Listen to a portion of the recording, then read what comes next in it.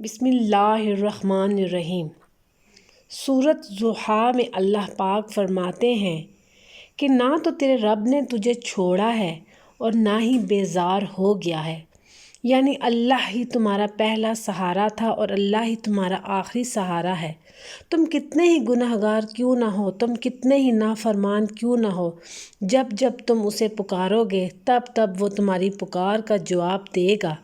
وہ تم سے ناراض نہیں ہے اور نہ ہی اس نے تمہیں تنہا چھوڑا ہے، بلکہ وہ تو تمہاری انتظار میں ہے کہ کب تم اس کی طرف لوٹ کر آؤ اور وہ تمہیں معاف کر دے۔